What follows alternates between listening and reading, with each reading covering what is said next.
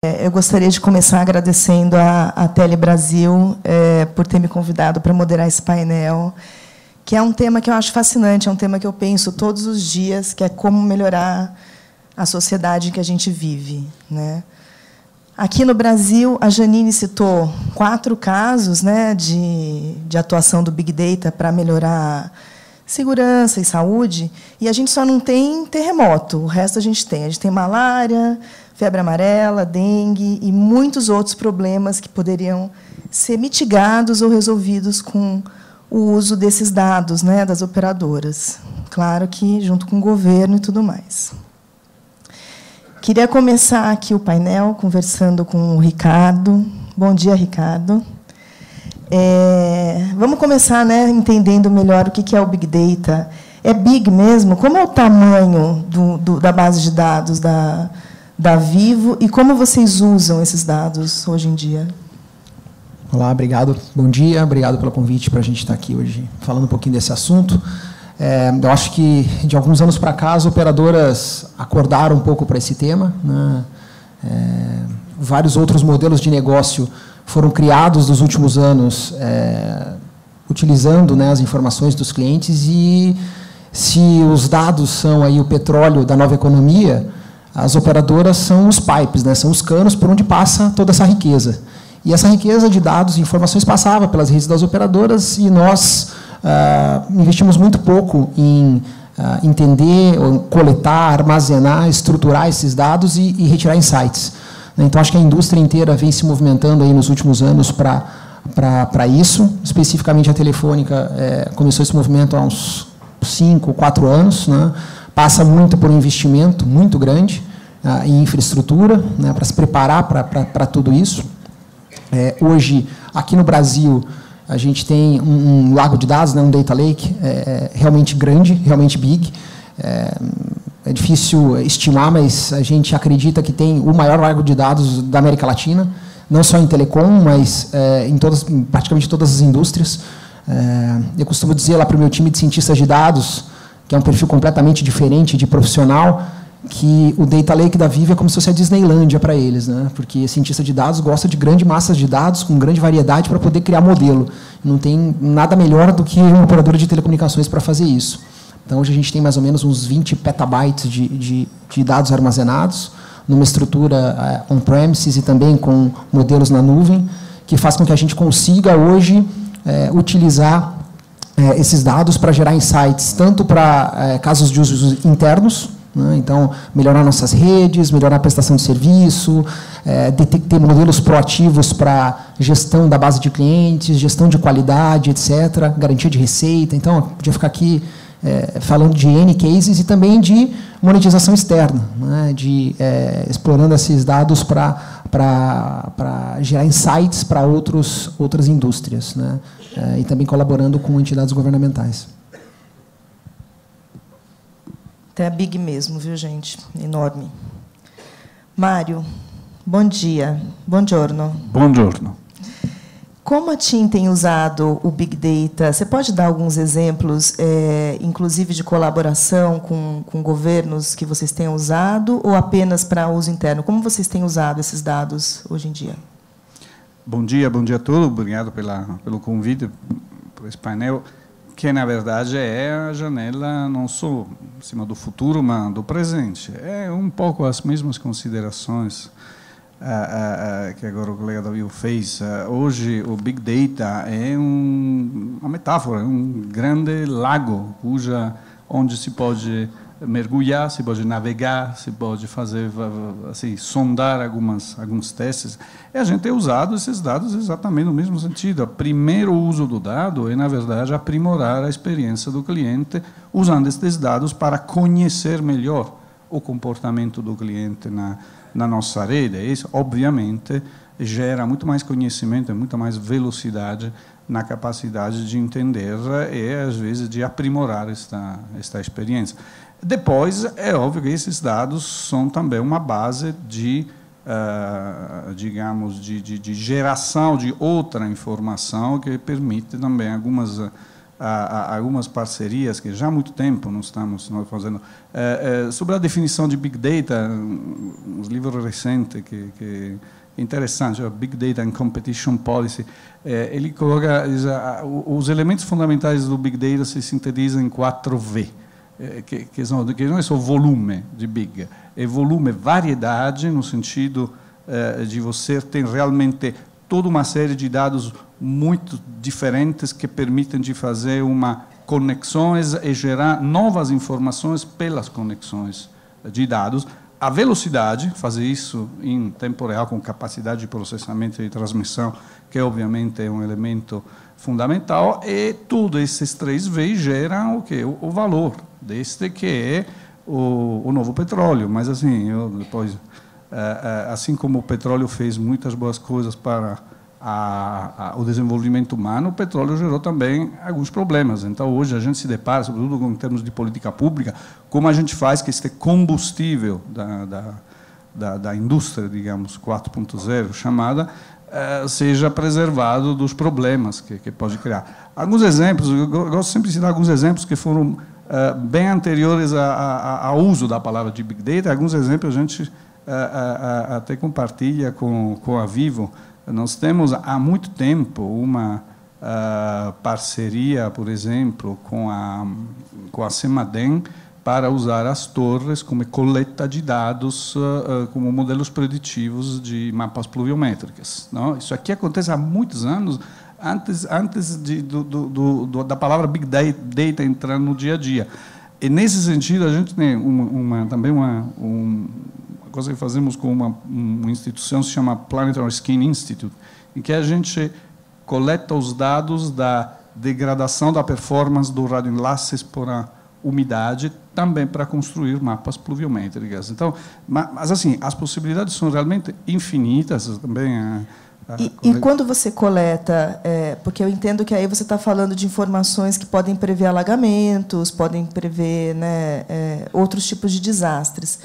Você tem como repassar isso para o seu usuário através de um alerta, dependendo da movimentação dele, ou ainda falta esse último?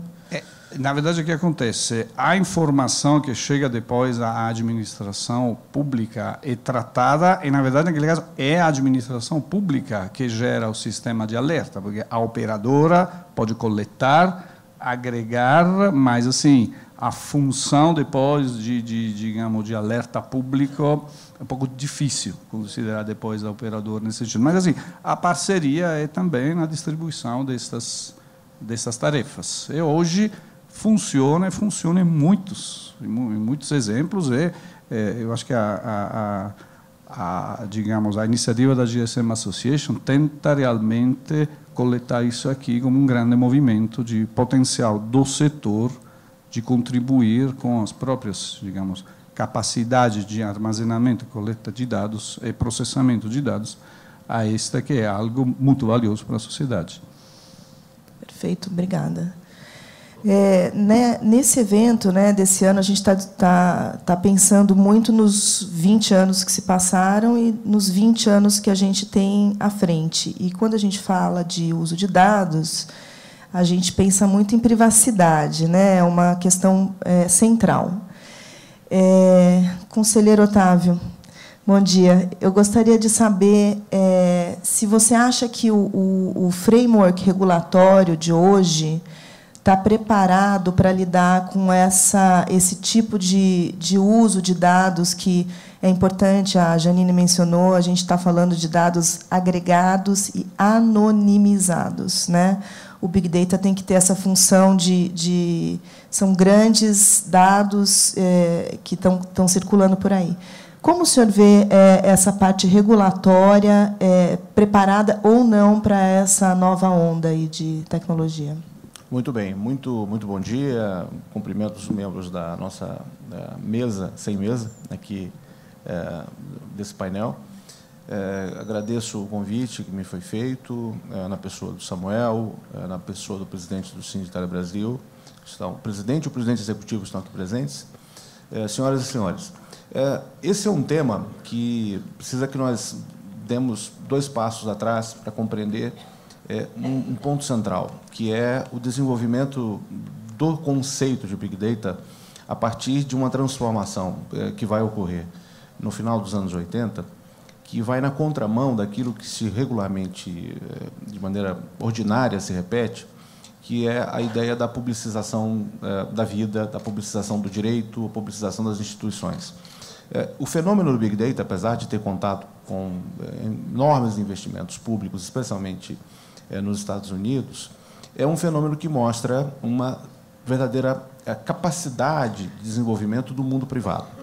E, nesse sentido, ele se coloca dentro de uma realidade que eu poderia definir com um pouco de risco de privatização da vida, na medida em que nós estamos, através de diversos fenômenos, aqui eu não precisaria destacar e exemplificar quais são, mas são sensíveis na nossa vida cotidiana, relativamente a transporte público, relativamente a acesso à informação, relativamente a acesso à música, a produtos culturais, nos quais os modelos tradicionais regulados foram colocados ao lado de modelos não regulados.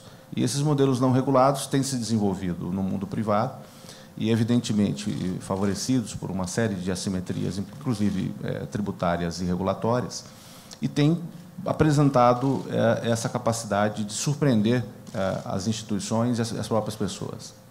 Portanto, do ponto de vista regulatório, haverá sempre um gap, um atraso em relação a esses desenvolvimentos. Se isso é bom ou ruim, cabe aos sociólogos e cabe ao legislador avaliar como qualificar, se de maneira positiva ou negativa, esta evolução. O fato é que ela existe. Ela tem se desenvolvido à margem da regulação tradicional e tem criado, especialmente para órgãos reguladores, como é o caso da Anatel, um dilema quanto ao próprio futuro, na medida em que nós estamos passando de uma realidade que vem de meados do século XIX a meados do século XX, de uma economia baseada em infraestrutura, de uma realidade que vem de meados do século XX até poucas décadas, até pouco tempo atrás, baseada em propriedade intelectual. E agora, a nossa realidade é uma realidade econômica baseada em dados. E essa realidade econômica baseada em dados, da mesma maneira como diversos outros modelos de desenvolvimento econômico privados do nosso tempo, tem se desenvolvido sem uma regulação. O primeiro passo que nós estamos identificando, isso não é um problema brasileiro, é um problema mundial. O primeiro passo que nós estamos identificando nesse campo são as iniciativas europeias da regulação de um setor específico do sistema, que é a proteção de dados pessoais. A Europa, através de diretivas da União Europeia e com estímulo a legislações nacionais, como é o caso da França, que tem um pioneirismo nesse campo, tem tentado, primeiro, definir o que é dado, o que já é um conceito extremamente complexo e que não encontra um grau de acordo semântico, mesmo dentro da Europa. Primeiro, definir o que é dado. Segundo, definir o nível de intervenção estatal no processamento, na transmissão, no controle e na apropriação dos dados. E o terceiro desafio que a Europa está tentando desenvolver é algo mais fluido, que é o conceito de privacy, o conceito mal traduzido para o português de privacidade, mas que tem um sentido mais amplo, e que, paulatinamente, especialmente as gerações mais novas, tem sido objeto de uma espécie de renúncia. As pessoas estão abdicando dos estándares tradicionais de proteção da privacy por uma autoexposição da própria vida, o que põe em xeque, inclusive, esse elemento que é tradicionalmente visto no direito como uma proteção de núcleos de privacidade, de intimidade da vida privada. Talvez o enfoque que surja nos próximos anos, e não são muitos anos, seja um enfoque basicamente econômico, deixando de lado os conceitos tradicionais de direitos da personalidade e baseando-se em conceitos econômicos. Qual a vantagem advinda do conhecimento da manipulação e da transmissão desses dados para os agentes econômicos?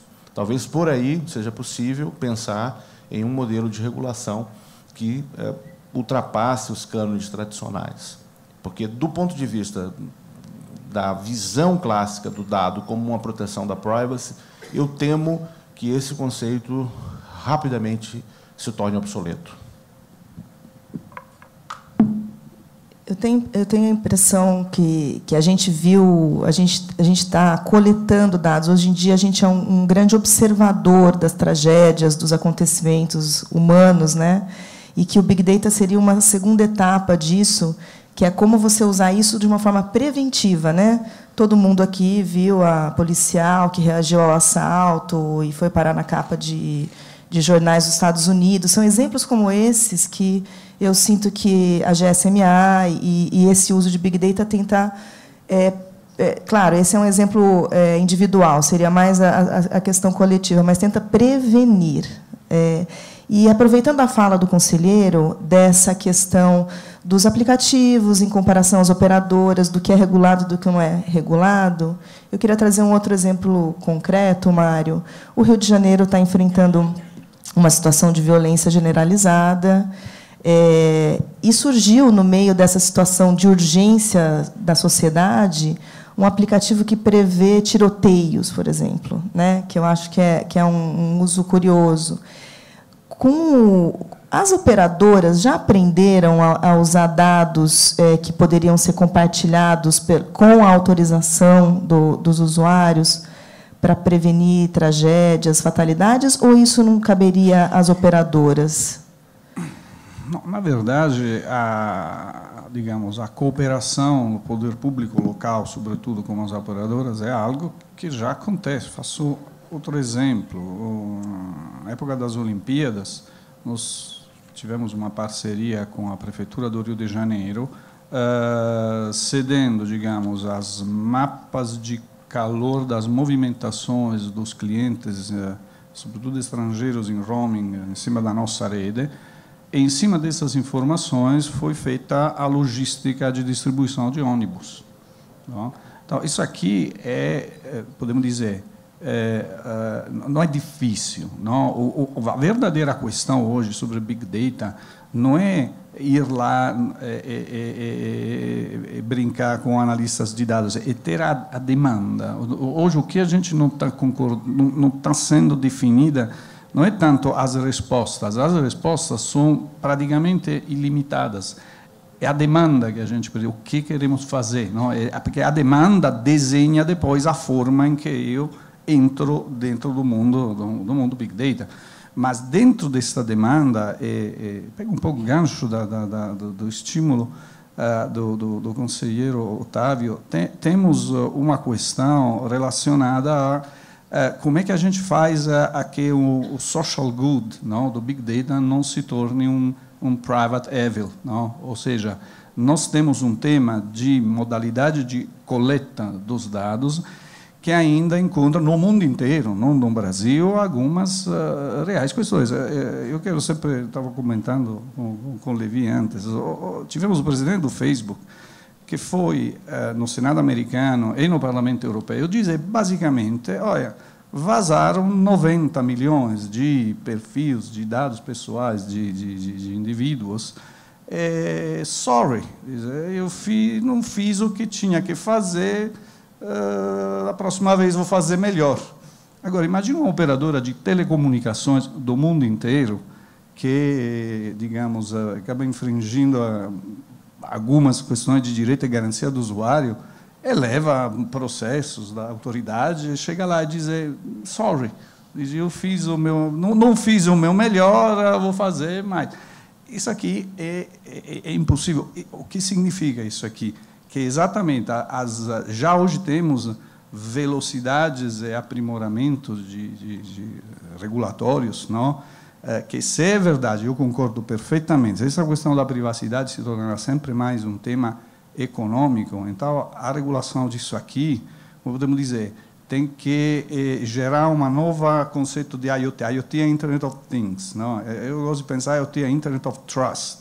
As operadoras, para ter a possibilidade de construir um sistema, podemos dizer, também de aproveitamento econômico, é preciso construir um mecanismo de confiança entre todos os atores, público, privado, o que hoje as OTTs tradicionais claramente não providenciam. Então, assim, do meu lado, do ponto de vista regulatório, o que estão precisando hoje é de uma nova, chamava quase Sarbanes-Oxley, sobre dados. Assim como a Sarbanes-Oxley reagiu à falta de transparência das informações financeiras depois dos escândalos, Enron, do 2001, 2002, aí nós temos que construir um mecanismo que gere dentro das empresas a consciência, a accountability sobre como estes dados são usados. E hoje, as operadoras de telecomunicações são a melhor posicionadas para garantir essa Internet of Trust,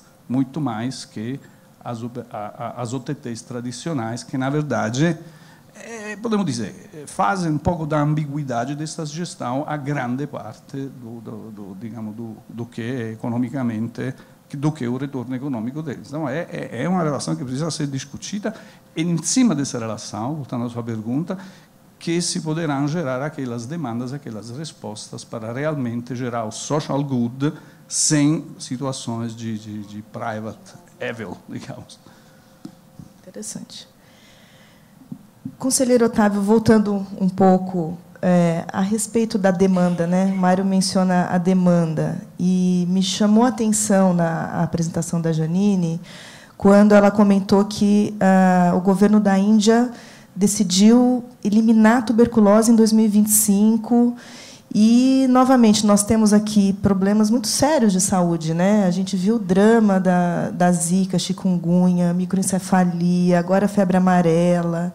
O senhor recebe demandas do Ministério da Saúde, do Ministério da Educação, no sentido de buscar a ajuda desse Big Data de telecom para elaborar programas? Ou talvez não haja essa consciência da riqueza de informações que existe, que pode ser compartilhada? Como eu adiantei, há uma dificuldade, há uma zona cinzenta regulatória nesse campo. Não se insere tradicionalmente no âmbito de regulação da Anatel temas ligados a esse aspecto que a senhora levantou. Talvez por isso que não haja essa demanda por parte dos órgãos referidos, Ministério da Educação, Ministério da Saúde. Eu acredito que, evidentemente, haverá um envolvimento desses órgãos, não só esses, mas das Forças Armadas, do Ministério da Saúde e Educação, dentro de, seja a aquisição de serviços e produtos que permitam esse tipo de acesso à informação, seja por meio de convênios. O nosso papel é um papel mais regulatório, mais de prospecção e projeção de condutas para eventual previsão normativa. Mas, evidentemente, que a Anatel não está à margem dessa discussão, tem internamente debatido o tema e, de algum modo, contribuído, do ponto de vista das iniciativas parlamentares, para o aprimoramento dessa discussão. Eu apenas temo uma certa visão, diria até quase religiosa, em relação ao caráter salvífico de algumas dessas iniciativas. Isso tem custo, isso é algo que tem que ser planejado e tem, evidentemente, uma série de intercorrências, inclusive de caráter corporativo, legislativo, profissional, que tem que ser pensados também como elementos, externalidades do uso desse tipo de instrumento. Se eu puder completar, até pegando um pouco do gancho do que o Mário falou em relação à demanda. Acho que os modelos, né, de Big Data são infindáveis, as respostas estão lá de alguma forma.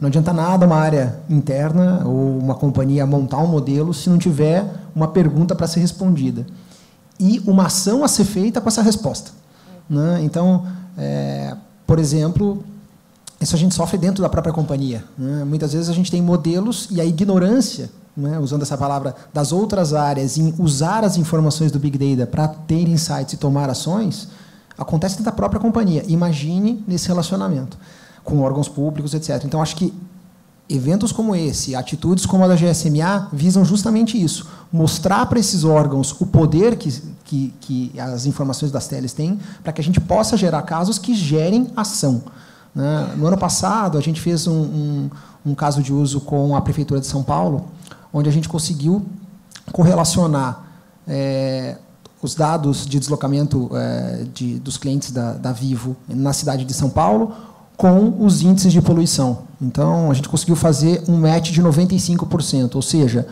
As informações medidas diretamente, ou seja, os sensores de poluição, etc., indicavam, obviamente, alterações na poluição factual, mas a gente, indiretamente, através do deslocamento dos clientes, a gente conseguia predizer os níveis de poluição com até 24 horas de antecedência.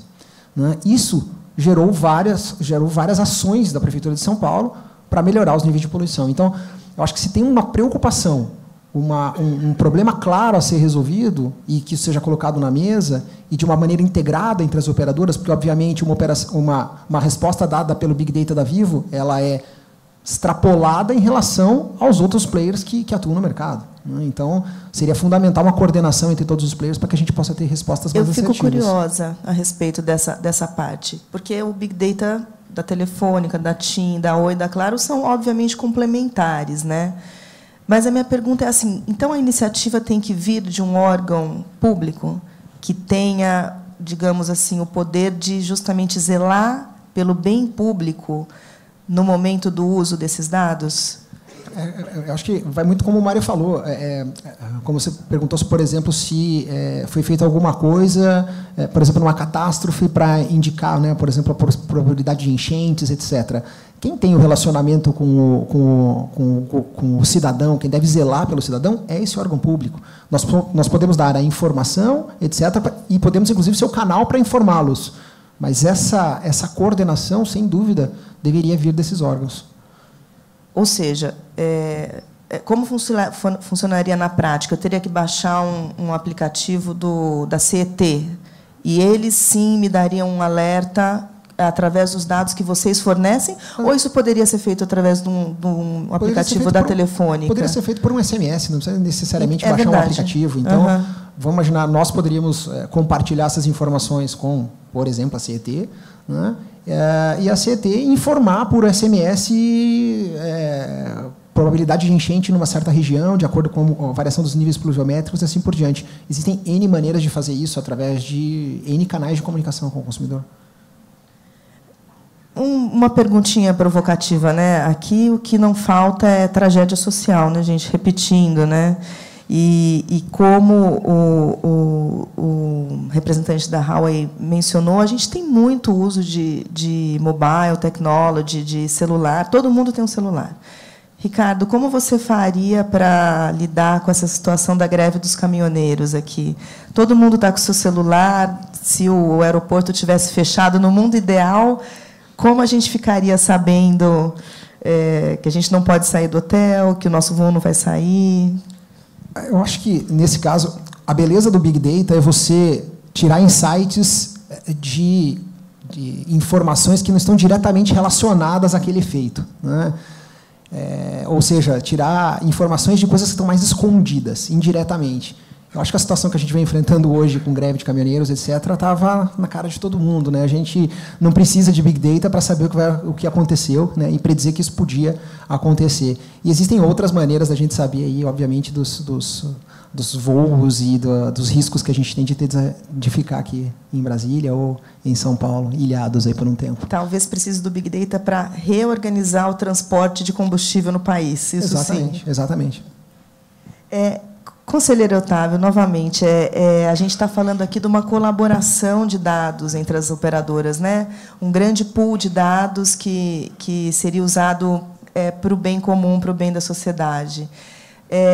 Eu volto a repetir assim, teria que ter uma autorização ou simplesmente a lei não prevê isso? Teria que ter uma nova lei que permitisse esse tipo de...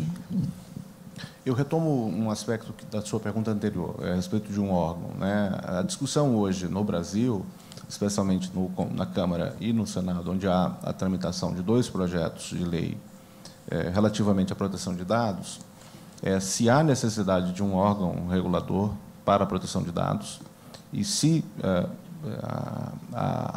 houver essa necessidade, qual seria esse órgão? Se haveria o aproveitamento da estrutura da Anatel ou se seria criado um outro modelo de autoridade regulatória de dados? Nesse ponto, portanto, não há uma resposta ainda, caberá ao Congresso definir, mas os modelos existentes, pelo menos os mais conhecidos, cito aqui o da Espanha, é mais voltado para a proteção dos dados pessoais do que propriamente para um gerenciamento dos dados. Pode ser que, em pouco tempo, a regulação se encaminhe para isso, para ter uma agência que também coordene essa utilização dos dados. Mas hoje o foco é a proteção. Quais são os limites dessa proteção? E hoje nós vivemos numa zona cinzenta, apesar do Marco Civil da Internet ter algumas regras sobre isso, mas a nova lei tentará resolver exatamente essa falta de previsão normativa para situações muito específicas. Eu posso, por exemplo, não querer, como exemplo que foi dado, que o meu percurso seja objeto de não só apropriação, como conhecimento e compartilhamento com terceiros. Eu não tenho interesse de que as pessoas saibam o que eu fiz ao longo do dia. E isso vai ser uma pauta dessa nova legislação. E, para concluir o nosso painel, que está tão interessante aqui, Mário, você tem uma previsão de quando nós vamos viver numa sociedade mais conectada, mais preventiva? Já mudou muito, né? Hoje em dia, ninguém dirige em São Paulo sem um Waze, por exemplo, né? A mobilidade, a maneira como a gente pensa a mobilidade já mudou. E quando você vê, assim, com esses obstáculos regulatórios e essas questões de privacidade num mundo em transformação, daqui quanto tempo que a gente vai ver um salto nesse sentido? Na verdade, a gente já vive em uma sociedade conectada e preventiva, claramente com todas as imperfeições que isso gera e que depois precisam de contínuas adaptações. Repito, quando aquela famosa capa do The Economist, não, Data is the new oil, o petróleo fez muito para impulsionar o desenvolvimento econômico. Gerou também muitos danos que a gente reparou em um segundo momento e que, obviamente, foram consertados com alguns mecanismos e limites. Nesse sentido, sendo o novo petróleo, os dados estão passando, na verdade, pelo mesmo processo. Houve podemos dizer, um fluxo de uso de dados, digamos, sem plena consciência e, de alguma forma, por alguns atores, responsabilidade do que isso significava. Agora a gente está tentando entender como é que este fenômeno pode ser maximizado nos seus aspectos positivos e amenizado nos aspectos negativos.